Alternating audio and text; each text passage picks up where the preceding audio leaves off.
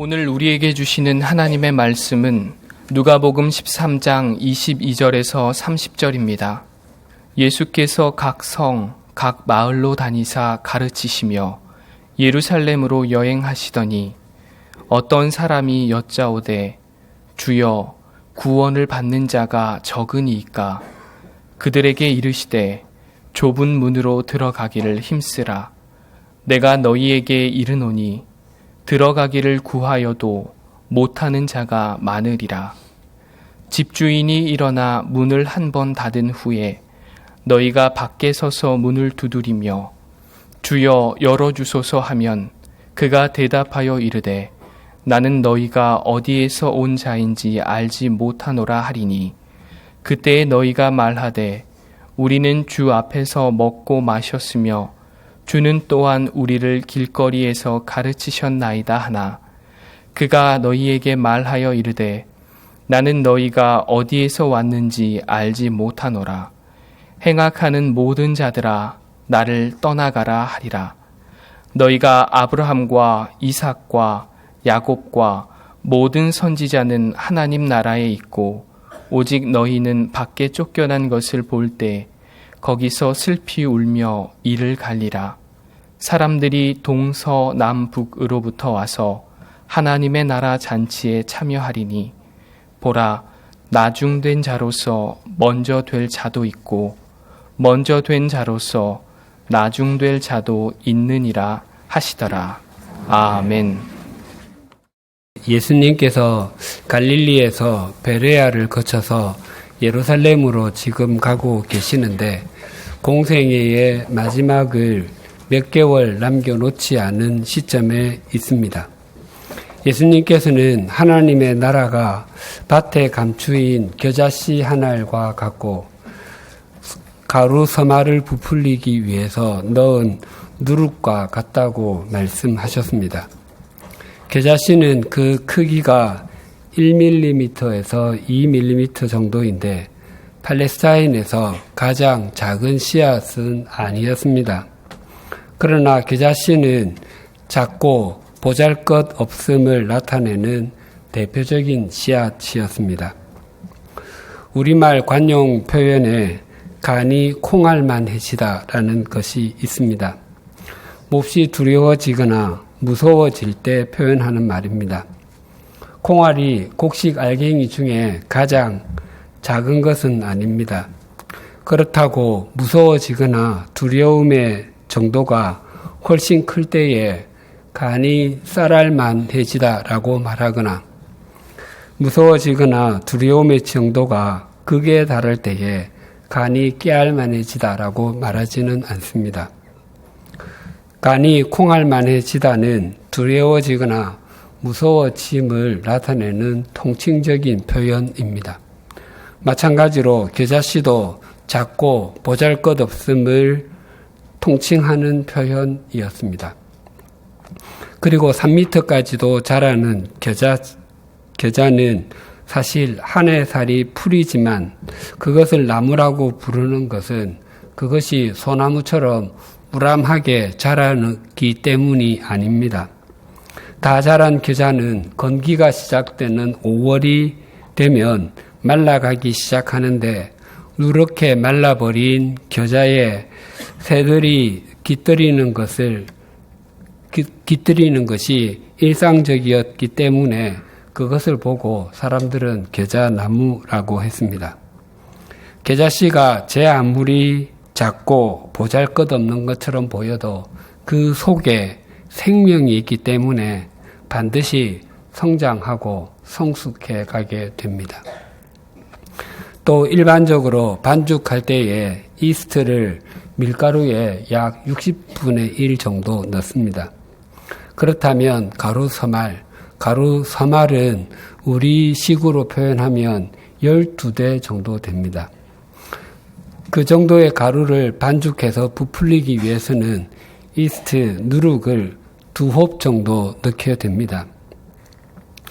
그것은 마치 누룩이 사라져 없어져 보이는 것처럼 여겨지고 또 가루가 누룩을 삼킨 것처럼 보입니다.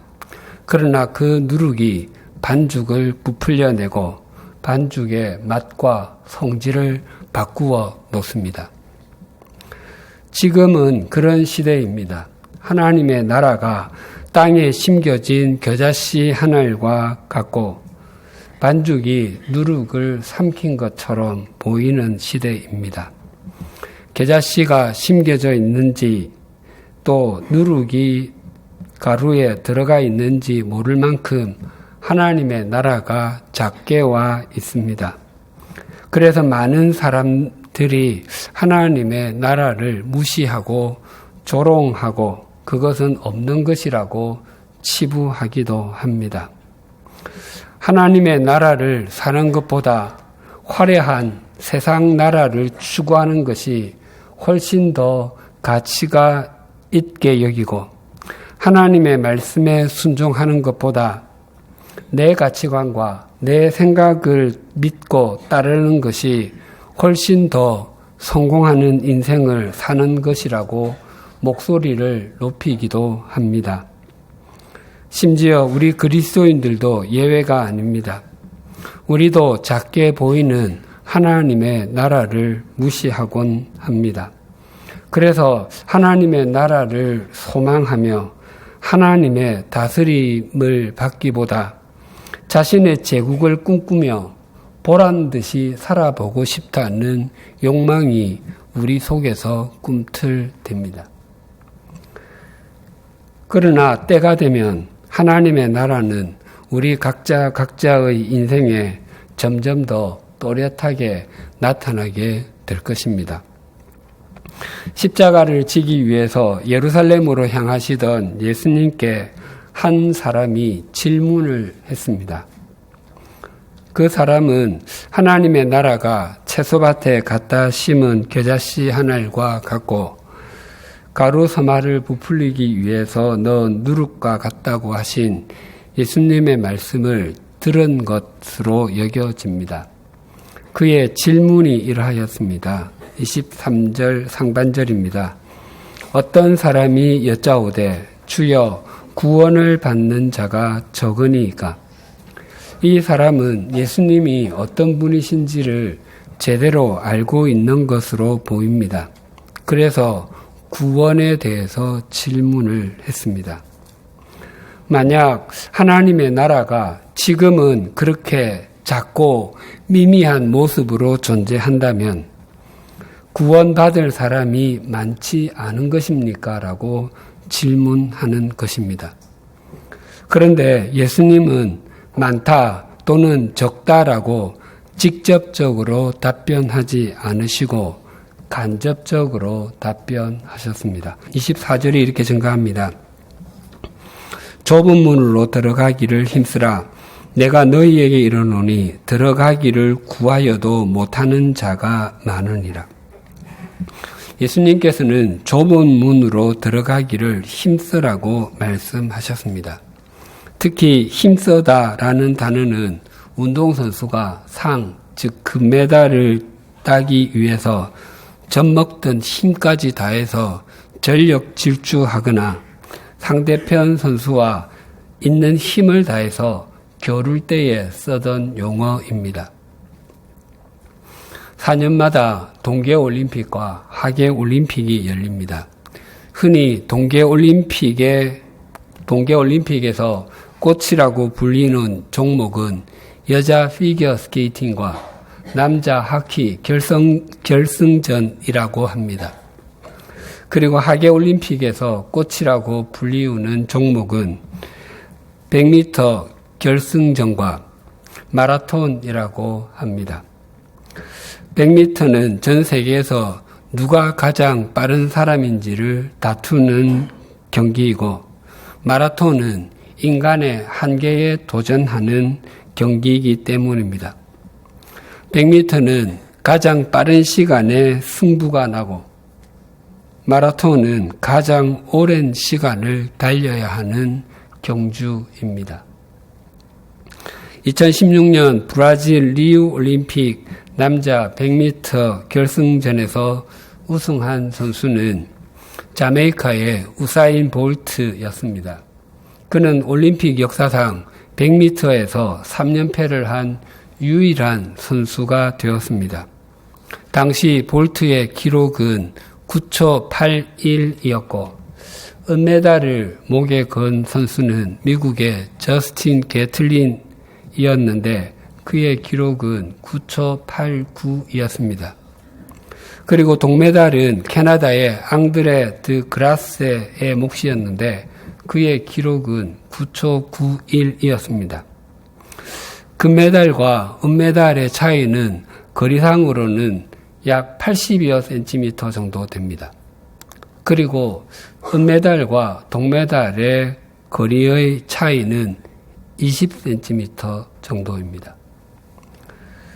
그 80cm와 20cm의 차이가 메달의 색깔을 바꾸었습니다. 그런 선수들이 시합을 하기 위해서 출발선에서 준비 자세를 하고 있을 때 얼마나 긴장하고 있겠습니까? 또 출발을 알리는 총성이 들렸을 때 얼마나 최선을 다해서 달려가겠습니까?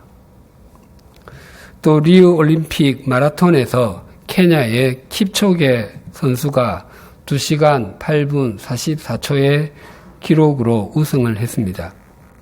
그 킵초게 선수는 현재 마라톤 세계 최고 기록을 가지고 있는데 그것은 작년 9월 베를린 마라톤 대회에서 세운 2시간 1분 39초입니다. 그 기록은 100m를 17초 2의 속도로 420번을 반복해야 하고 200m를 34초로 달리며 210번을 반복해야 하는 속도입니다. 200m를 34초에 달리는 것은 아주 잘 뛰는 소수의 청년들을 제외하고서 일반인들은 달리지 못합니다. 작년 시카고 마라톤 엑스포에서 킵초게가 달린 것이 얼마나 엄청난 것인지를 확인하기 위해서 이벤트를 만들었습니다. 러닝머신, 그 트레드밀을 200m를 34초에 달리도록 설정을 해놓고 일반인들에게 뛰어보게 했는데 사람들이 그 속도를 따라잡지 못하고 앞으로 또 뒤로 넘어지는 일이 속출했습니다. 잠시 뛰는데도 말입니다. 예수님께서는 좁은 문으로 들어가기를 그렇게 힘을 써야 한다고 말씀하십니다. 비록 우리의 발목을 잡으려고 하는 방해물이 있다 할지라도 끝까지 경주해야 한다고 말씀하십니다. 좁은 문으로 들어가 그 길을 걷는 삶은 이 땅에서 마지막 숨을 내어 쉬는 순간까지 이어져야 합니다. 운동 경기력이 아주 뛰어난 사람을 가리켜서 천재 선수, 황제 선수, 운동의 신, 운동의 여신 등이라고 말하지만 정작 당사자들은 그런 말들을 좋아하지 않는다고 합니다. 그것은 그런 자리에 이른 것이 마치 큰 노력을 하지 않고서도 이룬 것으로 오해하기 때문이라고 합니다. 다른 사람들보다 훈련을 덜 하고서 그런 자리에 오른 선수는 아무도 없습니다. 또 그런 자리를 유지하기 위해서 뼈를 깎는 듯한 노력을 기울이지 않는 선수도 아무도 없습니다. 믿음 생활도 마찬가지입니다. 저절로 믿음이 성장하고 성숙해지는 사람은 없습니다. 끊임없이 자기 부인과 헌신과 섬김이 없이 저절로 삶이 변하여 인생이 새로워지는 사람도 없습니다. 그렇게 힘을 쓰는 과정 속에서 하나님의 자녀다운 자녀가 되어가고 그리스도인다운 그리스도인이 되어 갑니다. 좁은 문으로 들어가기를 힘쓰라는 24절의 말씀을 마태복음 7장 13절 14절에서는 이렇게 증가합니다. 좁은 문으로 들어가라. 멸망으로 인도하는 문은 크고 그 길이 넓어 그리로 들어가는 자가 많고 생명으로 인도하는 문은 좁고 길이 협착하여 찾는 자가 적음이라. 마태복음 5장, 6장, 7장은 예수님께서 산 위에서 가르쳐 주신 말씀이라고 하여 산상수훈이라고 합니다. 그 중에서 이 부분은 결론에 해당합니다. 산상수훈의 내용은 하나님의 백성다운 삶은 무엇이며 또 어떤 부분에까지 하나님의 다스림을 받아야 하는가입니다. 그 교훈 후에 좁은 문으로 들어가라는 말씀은 하나님 나라의 백성은 하나님의 말씀을 듣는 것으로는 충분하지 아니하고 그 말씀대로 살아가는 사람들이라는 것을 강조합니다. 누가복음의 오늘 본문도 동일합니다. 하나님의 나라가 겨자씨 하늘과 같고 가루 섬 아래 들어간 누룩과 같아서 다른 사람들이 그 중요성을 인식하지 못하고 의식도 하지 못하고 산다면 구원을 얻는 사람들이 적다는 말씀입니까? 라는 질문에 예수님께서는 좁은 문으로 들어가라고 말씀하셨습니다. 이것 역시 하나님 나라의 특징이나 성격을 아는 것으로 충분하지 아니하고 그 말씀대로 사는 것의 중요성에 대해서 강조하시는 것입니다.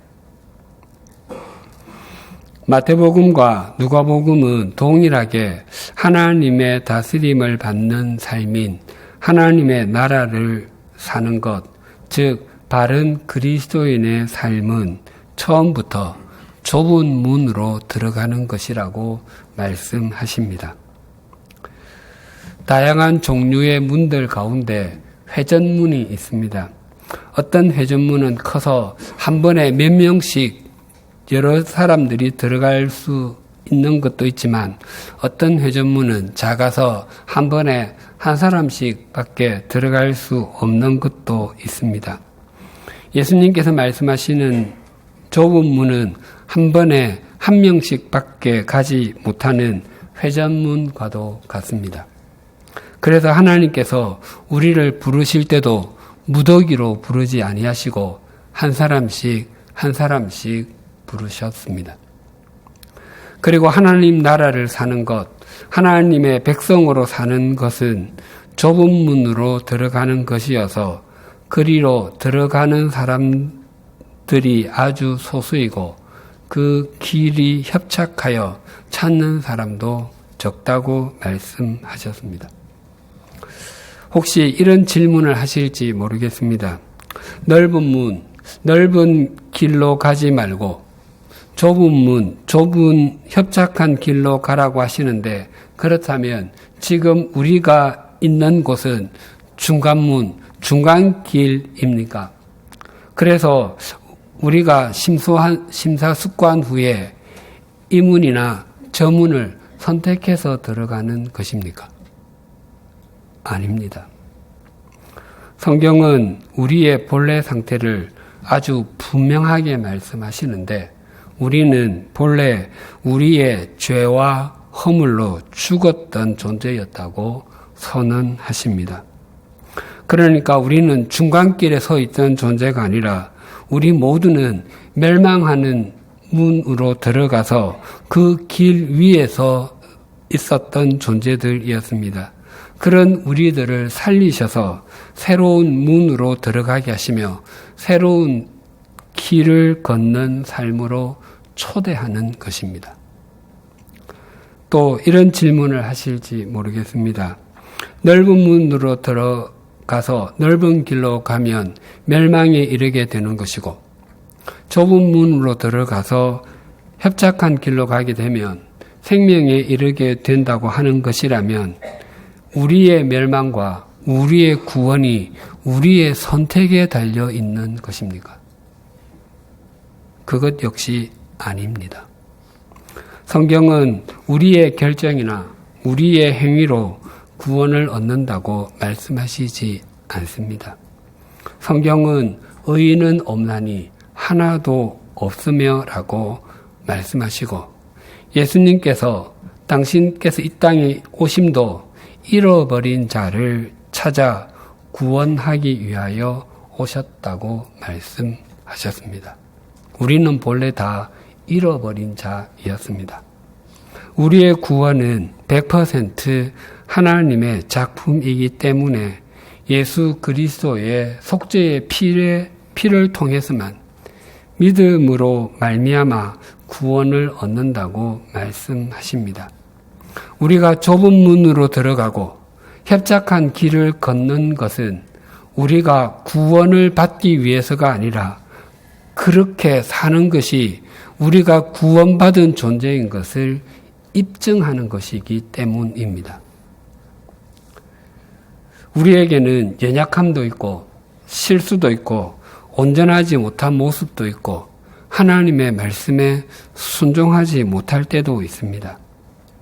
하지만 우리에게 중요한 것은 좁은 문으로 들어가는 것이고 협착한 길을 걷는 것입니다.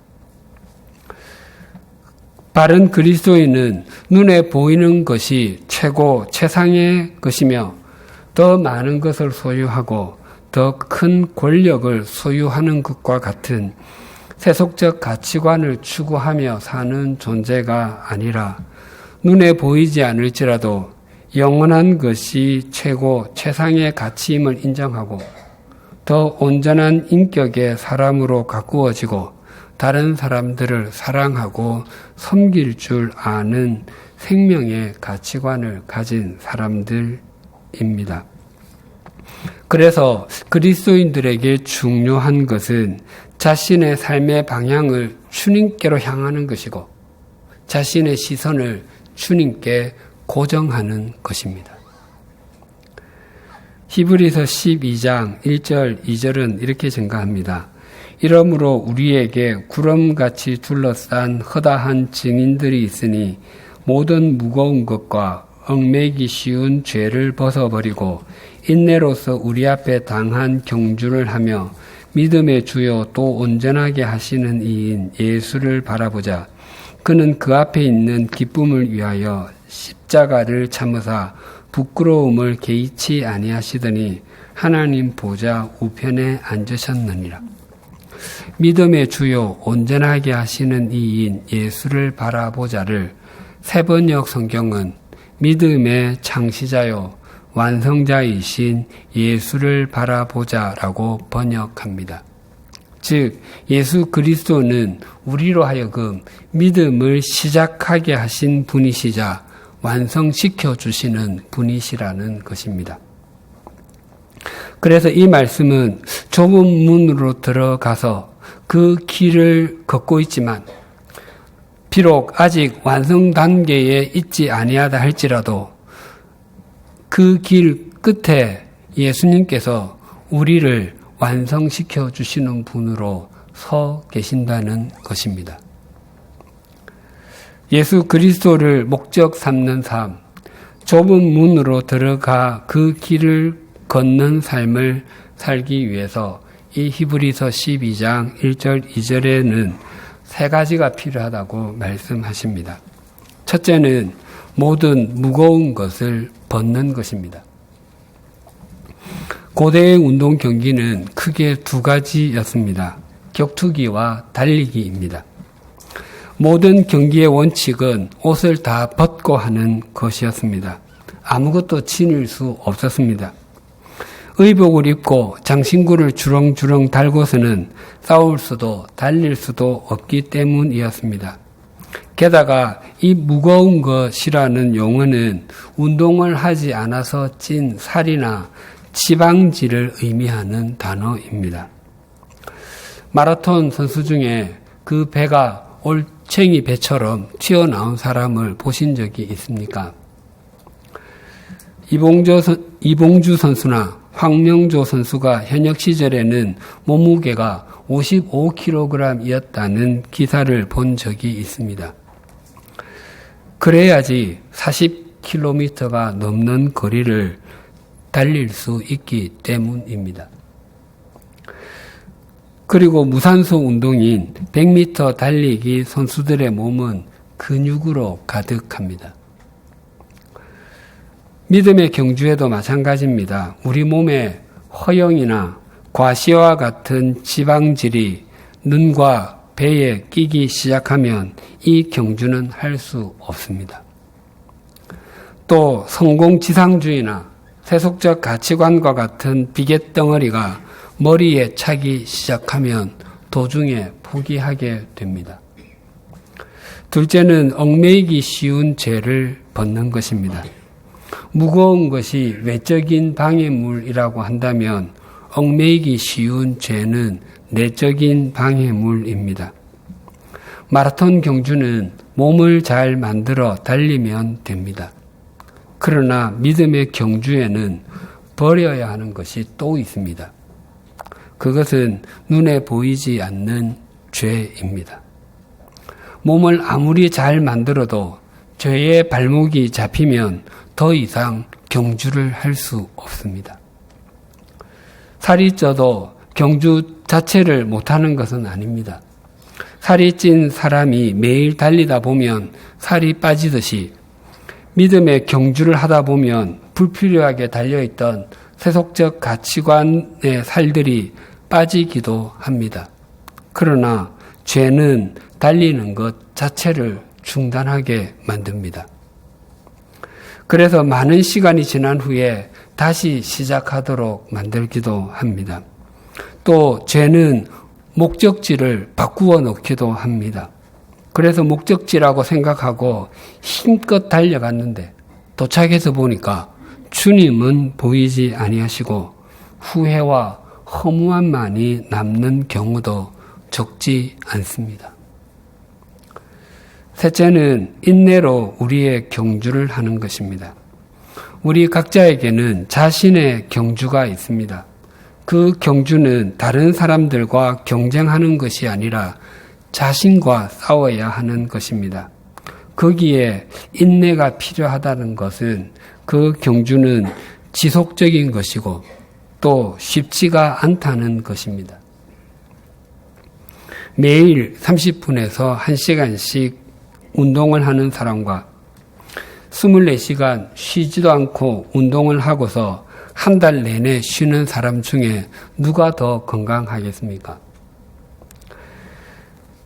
또 매일 조금씩이라도 하나님의 말씀을 묵상하고 자신의 삶을 드리며 10년 동안 믿음 생활을 한 사람과 6개월에 한 번씩 3일 동안만 외부와는 완전히 연락을 차단하고 식음을 전폐하고 잠도 자지 않으면서 성경을 읽고 기도하는 것을 10년 동안 계속한 사람과 누가 더 믿음이 깊어지겠습니까?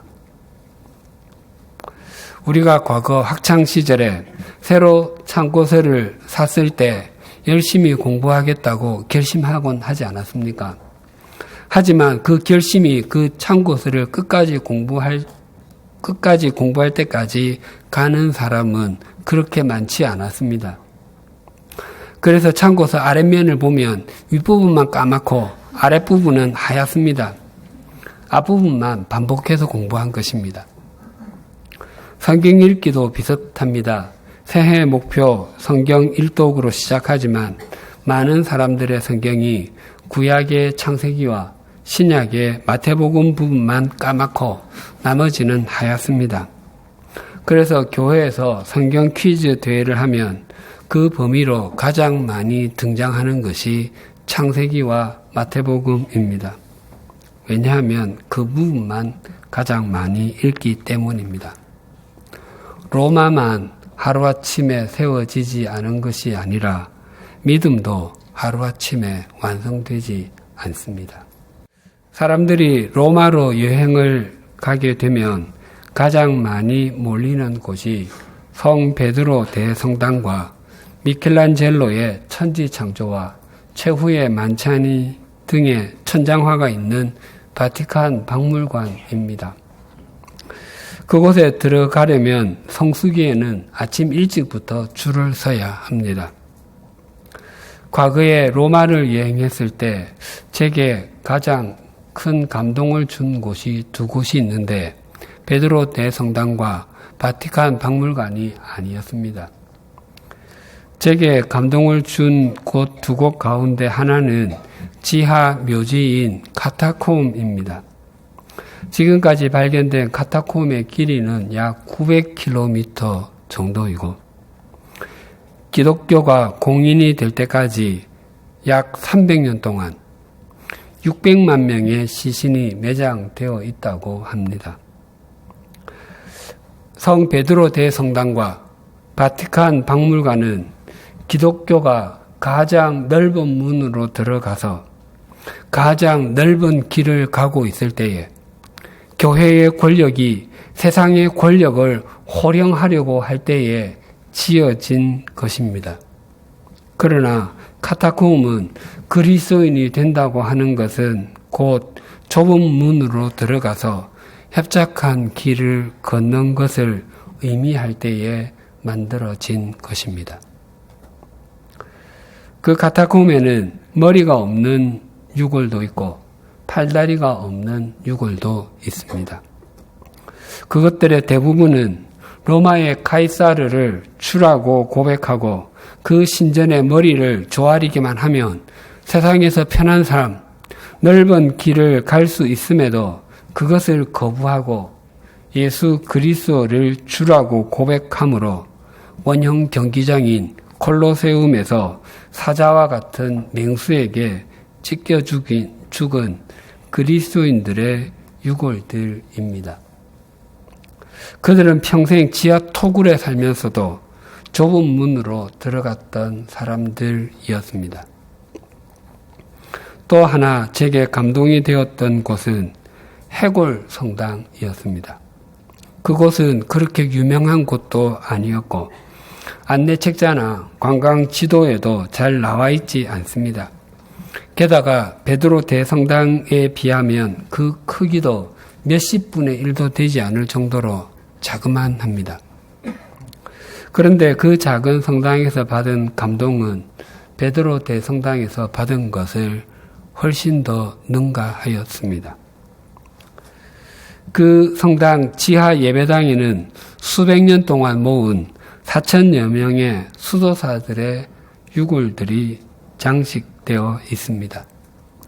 예배당에 전시된 유골들을 따라서 가다 보면 가장 안쪽에 미라 같은 유골이 반듯하게 누워 있습니다. 그리고 그 옆에 한 팻말이 있는데 거기에는 이탈리아어, 독일어, 프랑스어, 영어 등으로 쓰여져 있습니다. 그 내용을 우리말로 풀어 해석하면 이러합니다. 당신이 지금 존재하는 것처럼 우리도 과거에 그랬지요.